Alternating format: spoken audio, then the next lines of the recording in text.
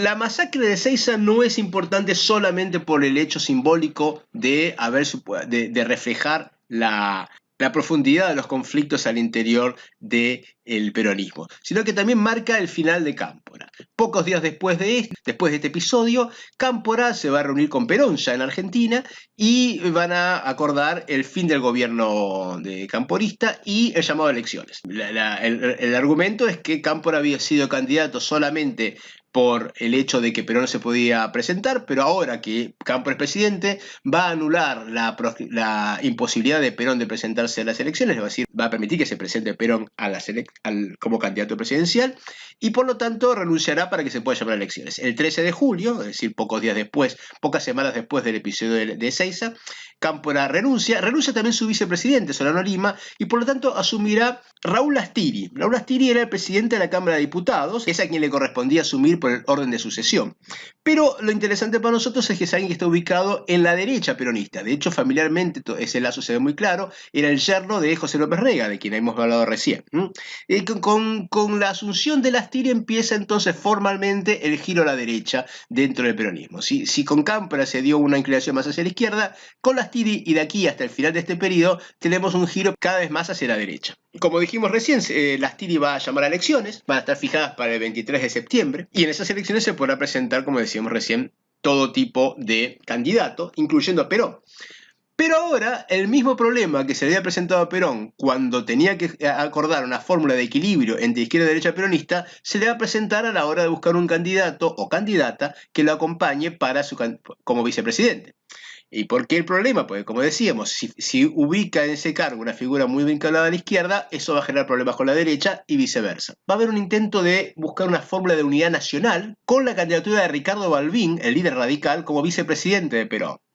La fórmula que buscaba ahí Perón era Perón-Balbín, la idea de unidad nacional para enfrentar conjuntamente los problemas argentinos. Balbín no va a aceptar, va a agradecerle la invitación a Perón, pero no lo va a aceptar, va a considerar que él debe representar a los votos de los sectores contrarios a Perón, y por lo tanto Perón va a terminar optando por una candidatura un poco extraña, que es la de María Estela Martínez de Perón, que es su tercera y última mujer. En el exilio Perón, luego de enviudar después de la muerte de Eva Perón, se ha casado, Isabel Perón, Isabel es el nombre con el que se la conoce popularmente.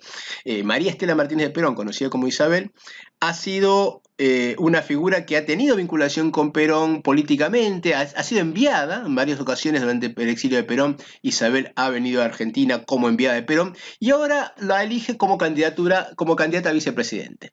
Por lo tanto, la fórmula con la que se presentará el peronismo, el Frejuli nuevamente, el Frente Justicialista por la Liberación, a las elecciones del año de septiembre del 73, va a ser Perón, Juan Domingo, Perón, Isabel.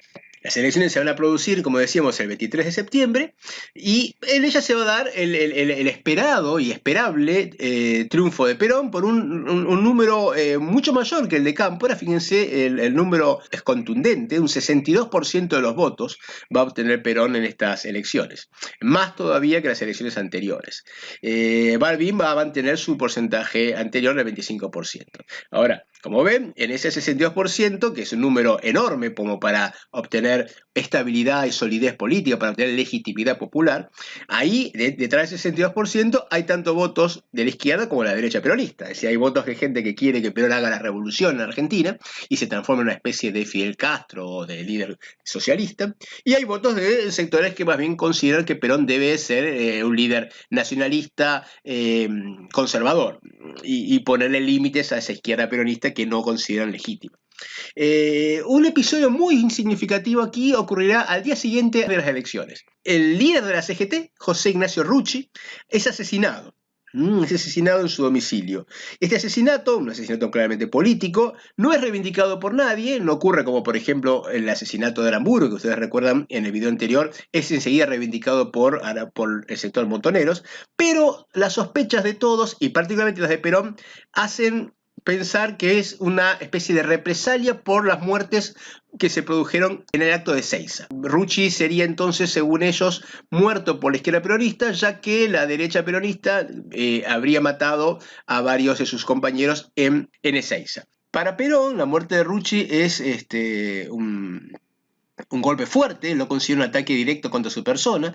Rucci había sido la figura que lo había recibido en Ezeiza, recordar el video anterior, la foto en la cual aparecía Perón con una persona que sostenía un paraguas al lado suyo y lo protegía. Ese era Rucci, que es ahora asesinado, y esto profundiza más la distancia que va a empezar a tener Perón con la izquierda peronista a la que nos referíamos antes.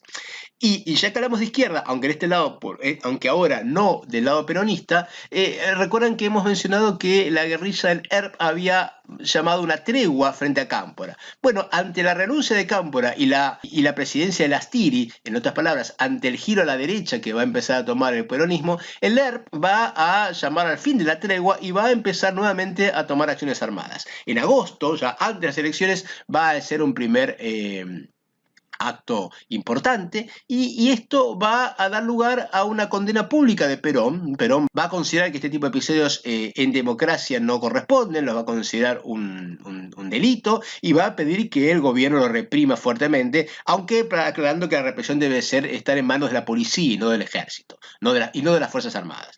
Sin embargo, es un giro importante con respecto a la manera en que Perón se refería a la lucha armada anteriormente, y esto va también a generar un problema con la izquierda peronista, ya que van a tender estos sectores a considerar que el ERP son compañeros en la causa de las transformaciones sociales, y no van a estar de acuerdo con que se los persiga y se los castigue, aun cuando no estén de acuerdo con la lucha armada. Llegamos entonces al tercer y último gobierno de Perón. El 12 de octubre del 73, Perón va a asumir su último gobierno, va a ser un gobierno muy breve, como veremos, va a fallecer poco después. En términos económicos, hay una continuidad con respecto a las políticas llevadas adelante por Cámpora. El ministro Bergero se mantuvo en el cargo con Cámpora y con Lastiri y nuevamente con Perón, y en esa continuidad se va a intentar reforzar este pacto social del que nos referíamos antes. Esto, por supuesto, como decíamos, implica un acuerdo entre el gobierno, los sindicatos y los empresarios.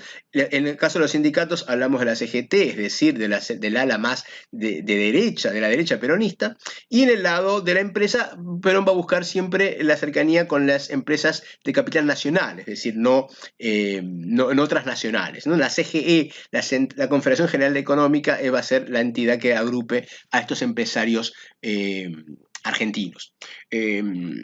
El distanciamiento al que nos referíamos antes de Perón con la izquierda peronista se va a ir profundizando. En los pocos meses de su gobierno, las medidas que tomará son cada vez más hostiles a la izquierda peronista y no peronista. En particular, el ERP va a ser fuertemente perseguido, sus militantes van a ser reprimidos y apresados. Si ustedes recuerdan, hemos mencionado que en las gobernaciones se reproducía el modelo de Cámpora Serrano Lima, es decir, el candidato a gobernador cercano a la izquierda y el candidato a vicegobernador cercano a la derecha del peronismo. Bien, a partir de estos momentos y a partir de este distanciamiento de Perón con la izquierda peronista, se van a empezar a presionar a los gobernadores cercanos a la izquierda peronista para que abandonen esos cargos y los dejen en manos de la derecha peronista. En algunos casos la provincia va a ser directamente intervenida, como ocurre en la provincia de Formosa, y en otros se va a buscar que renuncie. Por ejemplo, ocurrirá esto en la provincia de Buenos Aires, con el gobernador Videgain, y en la provincia de Córdoba, con el gobernador Obregón Cano. En estas palabras, como ven, ese desplazamiento de la izquierda por la derecha se va dando en muchos planos del gobierno nacional y provincial. También va a ocurrir esto en las universidades. Cargos que ocupaban rectores cercanos a la izquierda peronista van a ser ahora ocupados por figuras cercanas a la derecha. Y la combatividad de los trabajadores, sobre todo los delegados cercanos a la izquierda peronista, va a ir aumentando. Se va a plantear, como ustedes pueden ver en algunas imágenes, la idea de romper el pacto social por parte de algunos sectores que van a considerar que el pacto es un límite a los derechos de los trabajadores. Que esta idea de que los trabajadores deban aceptar estar un tiempo sin aumentos salariales ni aumentos de precios no cumple con las verdaderas reivindicaciones de los trabajadores. Se va a volver a repetir este esquema que decíamos antes de delegados y comisiones internas más combativas contra dirigencias sindicales más negociadoras. En esta combatividad tienen que tener en cuenta también un proyecto de ley que va a presentarse en esos meses, que va a darle más privilegios a las dirigencias sindicales contra las comisiones internas y los delegados de base. Esta ley de asociaciones profesionales, ustedes pueden encontrarla en la bibliografía va a ser muy resistida por estos sectores, van a considerar que eso implica más burocratización, es decir, más poder a la dirigencia y menos poder a los verdaderos trabajadores, a los verdaderos representantes de los trabajadores como se consideran ellos. Justamente en el contexto de la discusión por esta ley va a producirse la entrada en escena de un actor de muy triste memoria en nuestra historia, que es la AAA. La AAA, la Alianza Anticomunista Argentina, se van a conocer en noviembre del 73 con un primer atentado. Ese primer atentado va a ser una bomba que se le va a poner a un senador que no va a ser peronista, es un senador radical, pero que justamente estaba en contra de este proyecto de ley de reforma de las asociaciones profesionales. Pero más allá del detalle, ¿quién es la Alianza Anticomunista Argentina? Es una organización paraestatal. Ustedes van a ver bastante de la materia, lamentablemente, y en particular en la unidad que viene, en la clase próxima, términos que empiezan con el prefijo para policial, paramilitar, paraestatal. Para aquí refiere a paralelo, esto quiere decir, son fuerzas o son organizaciones que provienen de un sector, pero que operan como si no lo fueran, como si fueran independientes del sector. Por ejemplo, los grupos parapoliciales o paramilitares están formados por policías o por militares, pero operan sin uniformes, sin autos oficiales, como para que pueda actuar sin tener que dar cuenta de sus actos. En el caso de esta organización, es una organización que proviene del Estado. Quien la va a organizar y quien la va a mantener en funcionamiento es José López Rega, de quien hablamos anteriormente, lo tiene aquí en foto, el ministro de Bienestar Social. Lo que ocurre es que esta organización no va a presentarse públicamente como si fuera algo oficial, sino que se va a actuar como si fueran personas civiles comunes. La organización va a estar formada por personal de seguridad, por personal proveniente de policías y militares, va a tener una acción muy violenta contra diferentes sectores de la izquierda en general. Fíjense que el nombre indica su pertenencia ideológica, Alianza Anticomunista Argentina. No solamente la izquierda peronista, sino como acabamos de ver también la izquierda no peronista. Va a producir actos de terrorismo muy fuertes, en el sentido de buscar aterrorizar a la población, poniendo bombas, como acabamos de decir, amenazando con muertes, asesinando directamente, ¿no? El hecho de que tengan la complicidad de la policía y de la fuerza de seguridad le permite actuar a la luz del día. Los episodios de la AAA, los actos de la AAA van a ser muy espectaculares en ese sentido. Episodios en los cuales bajan un conjunto de personas de un auto, acribillan a balazos a otro y luego siguen su camino. Entre las víctimas célebres de este grupo tenemos al padre Mujica, hemos hablado de él anteriormente. En el año 74 Mujica va a ser asesinado por figuras de la AAA. Julio Troxler, un nombre que no hemos mencionado, pero en realidad hemos hablado de él sin nombrarlo, es uno de los sobrevivientes de la masacre de José León Suárez, de los fusilamientos clandestinos. Troxler se había convertido en una figura importante de la izquierda peronista y va a ser asesinado por la AAA. Silvio Frondizi, el hermano de Arturo Frondizi, un líder, un intelectual de izquierda no peronista, que también va a ser asesinado por la AAA, como muchas otras personas. Entonces, como ven, tenemos aquí entonces una situación donde cada vez más la violencia política está en el centro de la escena. Ahora se agrega a la acción de la guerrilla del ERP, que mencionamos recién, la acción de este sector de la derecha peronista, que es la AAA. En este contexto llegamos a un episodio que quizás condense en sí mismo todas estas tensiones. Es el 1 de mayo del año 74, el último 1 de mayo que va a producirse durante el gobierno de Perón.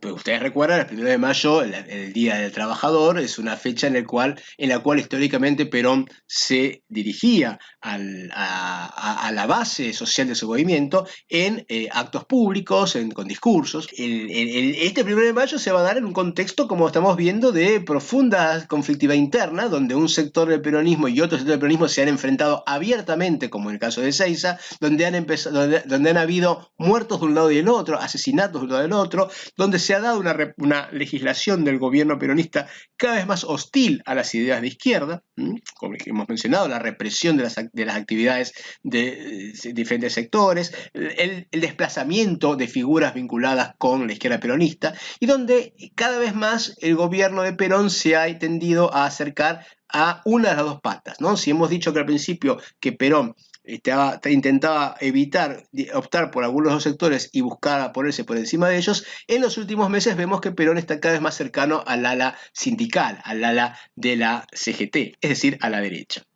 En este discurso que va a dar Perón se va a producir una situación notable, porque por primera vez se van a escuchar cantos contrarios, no a Perón, pero sí al gobierno, de parte de sectores que están dentro del movimiento peronista, ¿no? Va a haber consignas que se van a cantar, ustedes las pueden escuchar o las pueden leer en la bibliografía.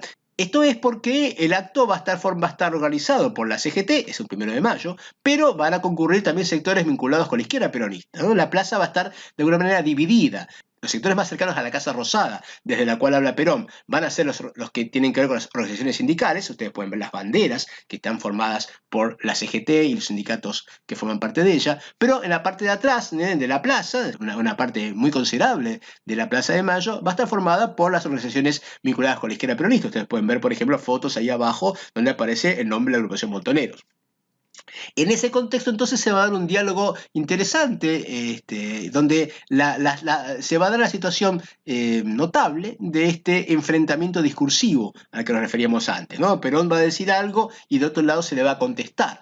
En particular, el reclamo de los sectores de la juventud peronista es que, en sus palabras, el gobierno no era suficientemente peronista, ¿no? De alguna manera se le va a acusar al gobierno de que en sus cargos había figuras que no correspondían a la causa peronista. Otra vez esto tiene que ver con lo que decíamos al principio. ¿Dónde está la legitimidad de ser peronista? ¿Quién es el verdadero peronista? Para ellos, por supuesto, los sectores de la derecha peronista no eran verdaderos y los llaman gorilas. Entonces, una consigna característica que se canta en ese acto es: ¿qué pasa, qué pasa, qué pasa, general, que está lleno de gorilas el gobierno popular? Como diciendo, estos sectores no deberían estar porque se supone que no representa el verdadero movimiento peronista. Perón va a tomar de muy mal modo ese tipo de desafío a su autoridad y va a hablar en su discurso, que es un discurso muy breve, va a hablar de esos estúpidos que gritan, los va a llamar imberbes, que es un término que refiere a su juventud, ¿no? Como diciendo inmaduros, ¿no? Jóvenes que no entienden todavía de la vida. No va a ser sus palabras, pero ese va a ser el sentido de ellas. Y lo significativo es que en esta tensión, en ese contexto, un sector, entonces, el sector de la juventud peronista, espontáneamente decide irse de la movilización. Es decir, es como si, en términos dramáticos, hiciera una especie de salida del peronismo. Por supuesto que no se dejan de considerar peronistas, pero de esa manera estaban manifestándole su disgusto a Perón por la forma en la que estaba gobernando y sobre todo la forma en la que se estaba refiriendo a ellos. En términos simbólicos, evidentemente, esto implica que